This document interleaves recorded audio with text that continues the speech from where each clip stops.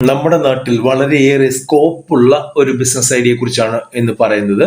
ഒരുപാട് ആളുകൾ ഇതിലേക്ക് വന്നിട്ടില്ല, ചെയ്യുന്നില്ല. പക്ഷേ ഈ ഒരു ബിസിനസ്സിന് വലിയ സ്കോപ്പാണുള്ളത്, പൊട്ടൻഷ്യൽ ആണ് ഉള്ളത്. ഈ ഒരു ബിസിനസ് ചെയ്യണമെങ്കിൽ നമുക്ക് അല്പം പണം ഇൻവെസ്റ്റ് ചെയ്യേണ്ടതായിട്ടുണ്ട്.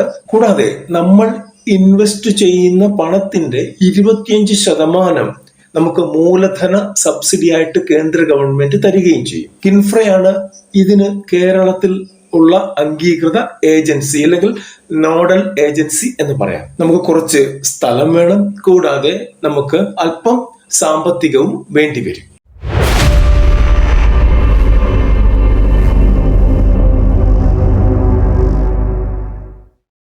ചെറുകിട ബിസിനസ്സുകളെ കുറിച്ചുള്ള വീഡിയോകളാണ് നമ്മൾ ചെയ്യാറുള്ളത്. ഇന്നും അത് തന്നെയാണ്. തീർച്ചയായിട്ടും നിങ്ങൾക്ക് ഈ വീഡിയോ ഇഷ്ടപ്പെടും. ഇഷ്ടപ്പെട്ടാൽ ലൈക്ക് ചെയ്യാൻ മറക്കരുത്, കമന്റ് ചെയ്യാൻ മറക്കരുത്, ഷെയർ ചെയ്യാൻ മറക്കരുത്. ആദ്യമായിട്ട് കാണുന്നവർ സബ്സ്ക്രൈബ് ചെയ്യാനും മറക്കരുത്.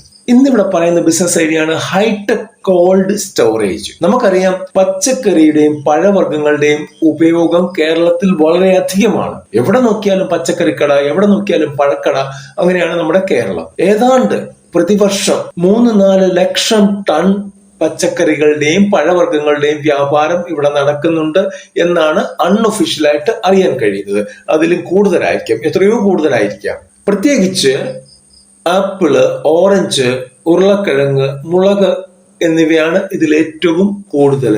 മറ്റുള്ള പച്ചക്കറികളും പഴങ്ങളും ഇല്ല എന്നല്ല പറഞ്ഞത്, ഇവയുടെ വിനിമയം വളരെ കൂടുതലാണ്. കേരളത്തിന് പുറത്തു നിന്നാണ് ഇതെല്ലാം വരുന്നത്. അതുകൊണ്ട് തന്നെ ഇവ കേടുകൂടാതെ സൂക്ഷിച്ചു വെക്കാൻ ഇവിടെ മതിയായ കോൾഡ് സ്റ്റോറേജുകൾ ഇല്ല. ഓറഞ്ചൊക്കെ നിങ്ങൾക്കറിയാം, 2-3 ദിവസത്തിന് ശേഷം അത് പഴുത്ത് അളിഞ്ഞു പോകും. ആപ്പിൾ പിന്നെയും കുറച്ച് ദിവസം ഇരിക്കും. അപ്പോൾ ഇതിനൊക്കെ കോൾഡ് സ്റ്റോറേജ് അത്യാവശ്യമാണ്. ഓരോ ഡിസ്ട്രിക്റ്റിലെങ്കിലും അത്തരത്തിലുള്ള വലിയ കോൾഡ് സ്റ്റോറേജുകൾ ഉണ്ടാകേണ്ടതാണ്. അങ്ങനെ കോൾഡ് സ്റ്റോറേജ് ഉണ്ടെങ്കിൽ നമുക്ക് പ്രത്യേകിച്ച് പ്രധാനമായിട്ട് കാർഷികാധിഷ്ഠിത കോൾഡ് സ്റ്റോറേജ് ആണ് നമ്മൾ ഉദ്ദേശിക്കുന്നത്.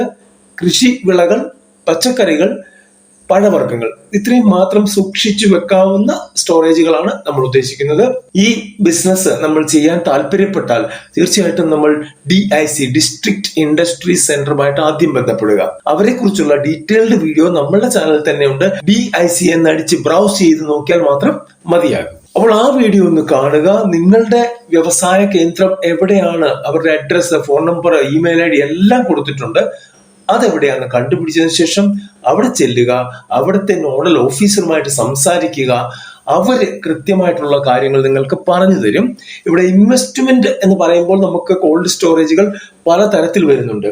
2 ലക്ഷം രൂപ മുതൽ കോൾഡ് സ്റ്റോറേജുകൾ വരുന്നുണ്ട്, 2 കോടി രൂപ വരുന്നുണ്ട്. അപ്പോൾ നമ്മളുടെ ബജറ്റ്, നമുക്ക് സ്റ്റോർ ചെയ്യേണ്ട സാധനങ്ങളുടെ അവസ്ഥ ഒക്കെ അനുസരിച്ചായിരിക്കണം ഇത് ഫിക്സ് ചെയ്യേണ്ടത്. ഇങ്ങനെയുള്ള കാര്യങ്ങൾ ചെയ്യുന്നതിന് മുമ്പ് മാർക്കറ്റ് സ്റ്റഡി അത്യാവശ്യമാണ്.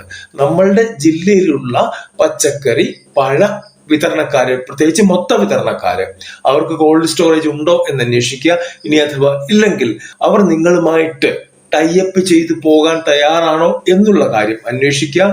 മാർക്കറ്റ് സ്റ്റഡി കൃത്യമായിട്ട് നടത്തി നിങ്ങൾക്കൊരു 80% മാർക്കാണ് കിട്ടുന്നതെങ്കിൽ തീർച്ചയായിട്ടും നിങ്ങൾക്കിത് തുടങ്ങാവുന്നതാണ്. കാരണം ഇത്രയും ഇൻവെസ്റ്റ് ചെയ്ത ശേഷം ആ കോൾഡ് സ്റ്റോറേജിലേക്ക് ആരും ഒന്നും കൊണ്ടുവന്ന് വെക്കുന്നില്ലെങ്കിൽ അത് നഷ്ടത്തിൽ കലാശിക്കും. അതുകൊണ്ട് തന്നെ കൃത്യമായിട്ടുള്ള മാർക്കറ്റ് സ്റ്റഡി ആവശ്യമാണ്. ഈ മാർക്കറ്റ് സ്റ്റഡി നിങ്ങളെ കൊണ്ട് പറ്റാത്തതാണെങ്കിൽ നിങ്ങൾക്ക് അതിന് ഏജൻസിയെ നിയമിക്കാവുന്നതാണ്. ചെറിയ പൈസ കൊടുത്തു കഴിഞ്ഞാൽ അവർ കൃത്യമായിട്ടുള്ള കാര്യങ്ങൾ ഫൈൻഡ് ഔട്ട് ചെയ്തു തരും. എനിക്ക് തോന്നുന്നു ഒരു 20-25,000 രൂപയ്ക്കുള്ളിൽ തീരാവുന്ന കേസാണ് ഇത്. അങ്ങനെ കൃത്യമായിട്ട് സ്റ്റഡി നടത്തിയതിനു ശേഷം മാത്രമേ ഇങ്ങനെയുള്ള ബിസിനസ്സുകളിൽ ചെന്നുപെടാൻ പാടുള്ളൂ. അടുത്തൊരു ബിസിനസ് ഐഡിയയുമായി വരുന്നവരെ നന്ദി, നമസ്കാരം.